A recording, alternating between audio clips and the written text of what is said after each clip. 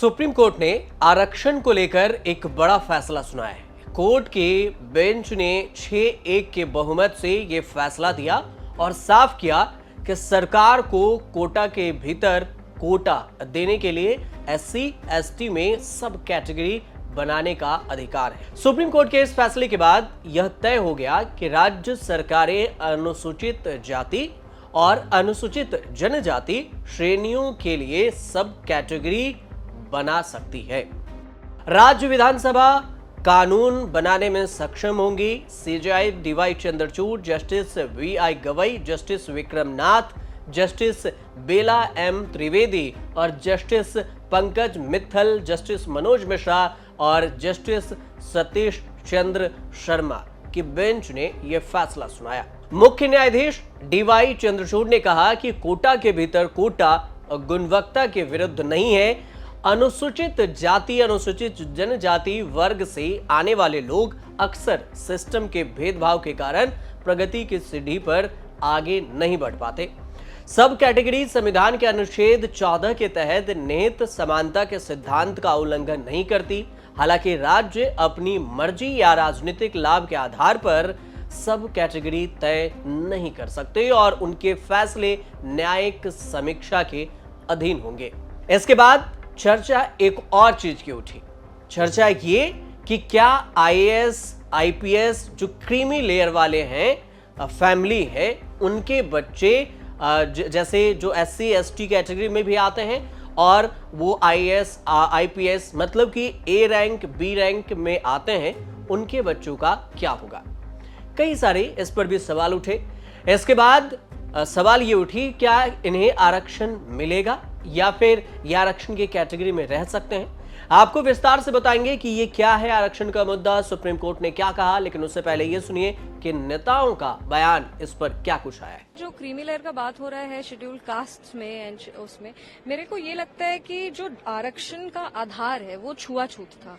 जब संविधान ने हमें आरक्षण दिया था तब उसका जो मेन आधार था वो छुआछूत था। अगर आपकी जाति कभी भी जाति के आधार पे आपके साथ डिस्क्रिमिनेशन हुआ है, अनटचेबिलिटी आपके साथ प्रैक्टिस की गई है या आपको कभी भी उस जाति के आधार पर आपके साथ गलत हुआ है, उन सारों को आरक्षण का अधिकार मिला था ताकि उनका सामान्य प्रतिनिधित्व हो सके समाज में, सोशल रिप्रेजेंटेशन के लिए। तो अब जो क्लास डिविजन्स या सब डिविजन्स लाने का प्रयास है, शेड्यूल कास्ट में क्रीमी लेयर और नॉन क्रीमी लेयर कैसे हो सकता है? इसका आधार कुछ और है और आप उसका अब आधार कुछ और प्रोजेक्ट करना चाह रहे, तो हमें नहीं लगता है कि ये सही रहेगा। कि एक पॉलिसी हमने अंग्रेजों के समय से सुनी थी, डिवाइड एंड रूल। मुझे ऐसा लगता है कि ये जो एकजुटता शेड्यूल कास्ट, शेड्यूल ट्राइब के लोगों में हो रही है, उसको तोड़ने के लिए डिवाइड एंड रूल की पॉलिसी को इख्तियार किया जा रहा है। अभी मुझे इसमें यह भी जानकारी करनी है कि माननीय सर्वोच्च न्यायालय में जिन जजों ने ये ऑर्डर किया है उसमें से SC/ST के कितने, ये बहुत इंपॉर्टेंट है। अगर आप वर्गीकरण करना ही चाहते हैं तो मैं चाहता हूं कि सर्वोच्च न्यायालय से इसकी शुरुआत होनी चाहिए। भाई वहां तो लंबे समय से कुछ ही परिवारों का कब्जा किया और चलो SC/ST OBC को तो आप घुसने नहीं दे रहे हो, लेकिन क्या सामान्य जाति के और लोगों में अवसर नहीं है? तो उनको भी आप मौका नहीं दे रहे हो। तो अगर आपको करनी है किसी वर्गीकरण की शुरुआत तो शायद वहीं से की जाए। सर्वोच्च संस्था नीचे से क्या करना चाहते हो? क्या मॉनिटरिंग किए कभी SC/ST के जो आपने ऑर्डर किया था रिजर्वेशन इन प्रमोशन का? आपने कहा सरकार दे सकती है, क्या कभी मॉनिटरिंग किया आपने? SC/ST का बैकलॉग भरा गया कभी? कि मिल्कियत जाने बगैर बंटवारा नहीं हो सकता। यानी unless you have the substantial data with regard to each caste, their socio economic standing, who stands where in terms of representation, अगर वो सारी चीजें नहीं जानेंगे तो मैं समझता हूं इस तरह के सब कैटेगराइजेशन की बातें मुझे बेमानी लगती हैं, अर्थहीन लगती है। फैसला है, बहुत शानदार फैसला है और हम समाजवादी लोग आज से नहीं 60 के दशक से इन बातों की मांग कर रहे थे और उस पर माननीय न्यायालय ने आज मोहर लगाकर ये बात साबित होती है कि समाजवादियों की जो मांग थी बहुत जायज मांग थी, न्याय संगत मांग थी।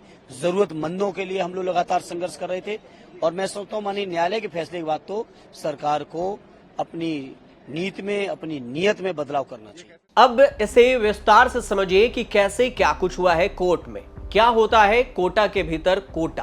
कोटा के भीतर कोटा का मतलब है कि आरक्षण के पहले से आवंटित प्रतिशत के भीतर एक अलग आरक्षण व्यवस्था लागू करना।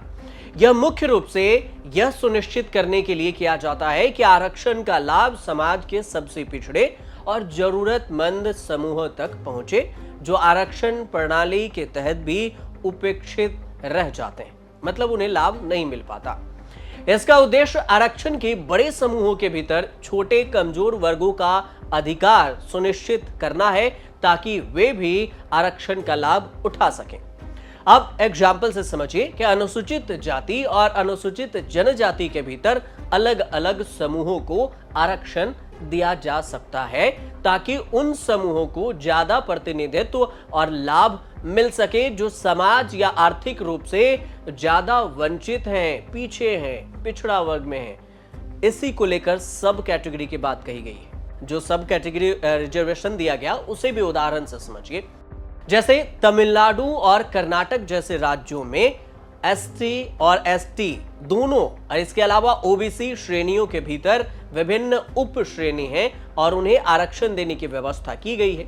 तमिलनाडु में पिछड़ा वर्ग यानी कि बीसी और अत्यंत पिछड़ा वर्ग एमबीसी और अति पिछड़ा वर्ग यानी कि इसके अलावा भी जैसे सब कैटेगरी में ओबीसी आरक्षण लागू किया गया है। ये उन राज्यों में। अब कर्नाटक में भी समझिए, कर्नाटक में भी ये सब कैटेगरी का फॉर्मूला लागू है। कर्नाटक में अनुसूचित जाति के भीतर दो सब कैटेगरी जैसे कोडवा और माडिगा को अलग अलग आरक्षण दिया गया है। राज्य सरकारें सब कैटेगरी रिजर्वेशन को कानूनी मान्यता देने के लिए विधानमंडल के विधायक पेश कर सकती है, और इसके साथ ही अगर कोई कानूनी चुनौती आती है तो सरकार इस पर न्यायिक समीक्षा के जरिए कोर्ट में अपनी स्थिति स्पष्ट कर सकती है।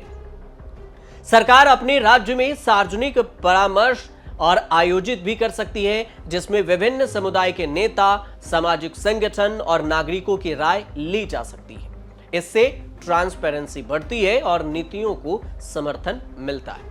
अब सवाल ये कि देश में अनुसूचित जाति कितनी है।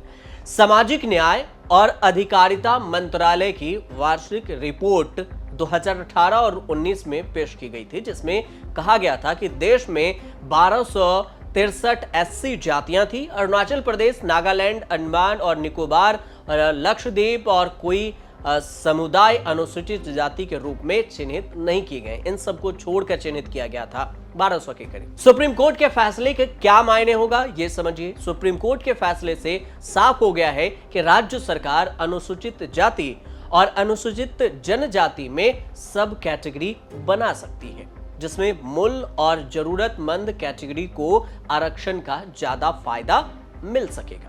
हालांकि यदि एक राज्य या ज्यादा श्रेणी को अनुसूचित जाति के तहत 100% आरक्षण देने का निर्णय लेते हैं तो यह छेड़छाड़ के समान होगा। ऐसा नहीं कर सकते, क्योंकि यह अन्य श्रेणियों को लाभ से वंचित करने जैसा होगा। सरकार के पास जातियों का डेटा होना चाहिए और इस डेटा का आधार जमीनी सर्वे होना चाहिए, और इसी आधार पर कोटे में कोटे वाली जाति का निर्धारण किया जा सकता है।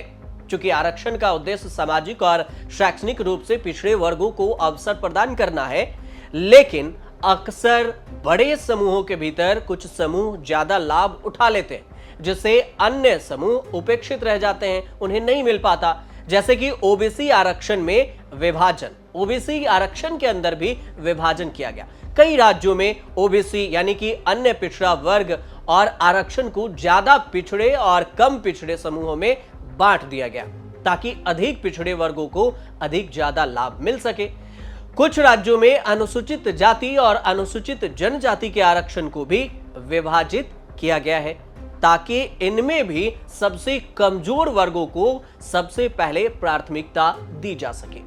आरक्षण के इस व्यवस्था को कुछ लोग विभाजनकारी भी मानते हैं और तर्क ये देते हैं कि इससे समुदाय के बीच में दरारें बढ़ सकती हैं। वहीं एक बड़ा वर्ग ये भी है कि इसे जरूरी मानता है, बोलता है कि जो ज्यादा पिछड़े हैं उन्हें मौका मिलेगा, वो आगे आएंगे और उन्हें एक चांस तो देनी चाहिए, क्योंकि आरक्षण के बावजूद भी उन्हें लाभ नहीं मिल पाता। देश में आरक्षण को लेकर क्या व्यवस्था है, अब ये भी समझ लीजिए कि अभी तक किस किस को देश में राष्ट्रीय स्तर पर आरक्षण, जैसे अनुसूचित जाति यानी एससी SC श्रेणी के अंतर्गत आने वाले व्यक्तियों को 15% आरक्षण दिया जाता है।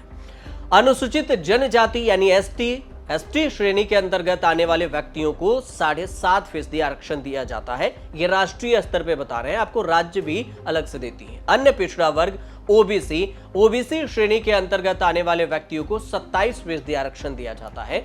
OBC श्रेणी में क्रीमी लेयर भी होते हैं, आर्थिक रूप से संपन्न जिसे आप कहते हैं, नॉन क्रीमी लेयर भी होते हैं, मतलब आर्थिक रूप से कमजोर, जिसको EWS कैटेगरी में सरकार ने अब रखा है, का विभाजन भी है, जिसमें नॉन क्रीमी लेयर को आरक्षण का लाभ मिलता है लेकिन क्रीमी लेयर को आरक्षण का लाभ नहीं मिलता। आर्थिक रूप से कमजोर वर्ग EWS जो सामान्य श्रेणी जनरल कैटेगरी के हैं, उन्हें आर्थिक रूप से कमजोर वर्ग EWS के तहत 10% आरक्षण दिया जाता है, जो कि अन्य आरक्षण के अतिरिक्त है। जनवरी 2019 के संविधान संशोधन बिल लाकर सवर्णों के लिए 10% आरक्षण का प्रावधान किया गया। यह आरक्षण आर्थिक आधार पर दिया जाता है और सामान्य वर्ग के उन लोगों को मिलता है जिनकी सालाना आय 8 लाख रुपए से कम है। जनरल कैटेगरी वाला, सामान्य मतलब जनरल कैटेगरी यहां पर कहने का तात्पर्य है। शिक्षा और रोजगार में भी आरक्षण है। केंद्र सरकार की नौकरियां, सरकारी नौकरियों में SC, ST, OBC और EWS श्रेणियों के लिए आरक्षण निर्धारित है। उच्च शिक्षा संस्थानों में भी इन श्रेणियों के लिए आरक्षण दिया जाता है, जिसमें केंद्रीय विश्वविद्यालय हुए, IIT हुए, IIM है जैसे संस्थानें भी शामिल हैं। राज्य स्तरीय आरक्षण की बात करें तो आरक्षण तमिलनाडु में 69% आरक्षण लागू है, जिसमें OBC, MBC और SC, ST श्रेणी के लिए आरक्षण शामिल है। महाराष्ट्र में भी ठीक ऐसे ही है। महाराष्ट्र में मराठा समुदाय के लिए आरक्षण और OBC, SC, ST के लिए भी आरक्षण का प्रावधान है। आंध्र प्रदेश और तेलंगाना, यहां भी सामाजिक और आर्थिक रूप से पिछड़े वर्गों के लिए विशेष आरक्षण का प्रावधान किया गया है राज्य सरकार के द्वारा। अब सबसे ज्यादा दलित समुदाय कहां से हैं? पंजाब सरकार अब सबसे खास कदम उठा सकती है। क्यों? क्योंकि देश में सबसे ज्यादा दलित समुदाय पंजाब में है, 32% के करीब। राज्य अनुसूचित जातियों में सबसे ज्यादा 26.33% मजहबी सिखों का है। अब रामदासिया समाज की आबादी 20.73% है, जबकि आदि धर्मियों की आबादी 10.17% और वाल्मीकियों की आबादी 8.66% है। पंजाब सरकार ने साल 2006 में दलित आरक्षण को 3 श्रेणी में बांटने का फैसला किया था। हाईकोर्ट ने पंजाब सरकार के फैसले को रद्द कर दिया था, जिसके बाद मामला सुप्रीम कोर्ट में आया। सर्वोच्च न्यायालय ने 7 जजों की पीठ गठित कर दी थी और पंजाब सरकार ने मांग रखी थी कि अनुसूचित जाति के भीतर भी सब कैटेगरी की अनुमति दी जानी चाहिए। और इसी तरह सुप्रीम कोर्ट ने राज्य को SC, ST और आरक्षण को श्रेणी में बांटने का फैसला किया था, जो कि अब सुप्रीम कोर्ट ने यह फैसला भी कर दिया कि अब आप बांट सकते हैं। पंजाब सरकार अब दलित आरक्षण को बांटने का कदम उठा सकती है। साल 2006 में कैप्टन सरकार ने अनुसूचित जाति को मिलने वाली 25% आरक्षण को 2 श्रेणियों में बराबर विभाजित करने का भी कदम उठाया था, जिसमें SC श्रेणी के लिए आधा आरक्षण वाल्मीकियों और मजहबी सिखों के लिए भी जानी जाती है, इसे भी दी जानी चाहिए, ये बात कही गई थी। आरक्षण सीटों पर का दूसरा आधा हिस्सा जो है SC श्रेणी के भीतर शेष समूहों के लिए था। सुप्रीम कोर्ट का फैसले के बाद से यह फैसला पंजाब में अब दलित आरक्षण को भी 2 हिस्सों में बांटने का रास्ता और भी आसान कर दिया और साफ भी कर दिया। इसी तरह से उत्तर प्रदेश, महाराष्ट्र, बिहार और बाकी तमाम राज्य भी तय करेगी कि अब सब कैटेगरी के आधार पे कैसे तय करें। लेकिन ध्यान देने वाली बात यह भी है कि ये आरक्षण की सीमा जो है वो आपको जो आरक्षण दी जा चुकी है उसी में से सब कैटेगरी बनाना है। मान के चलिए कि 27% अगर OBC को आरक्षण है तो ये से 27% में से आप सब कैटेगरी बना सकते हैं, न कि आपको कोई एक्स्ट्रा आरक्षण की फीसदी दी गई है। ये भी ध्यान रखिएगा, इससे ज्यादा विवाद ना हो, इसलिए आपको ये बात बताई गई है। आप विस्तार से इसे समझिए, एक एक करके पॉइंट समझिए, और अगर कोई भी कंफ्यूजन हो तो जरूर बताइएगा, क्योंकि आरक्षण सबसे बड़ा मुद्दा है और इस पर कई सारे विवाद आते रहते हैं और सुप्रीम कोर्ट के फैसले से भी कई सारे कंफ्यूजन है। तो इसमें अगर कोई भी कंफ्यूजन हो आपको तो जरूर बताइएगा, विस्तार से बताने की कोशिश की गई है। फिलहाल अगर अच्छी लगी हो आपको तो लाइक भी कीजिएगा और शेयर कर दीजिएगा, चैनल को सब्सक्राइब कर लीजिएगा और देखते रहिए न्यूज़ तक।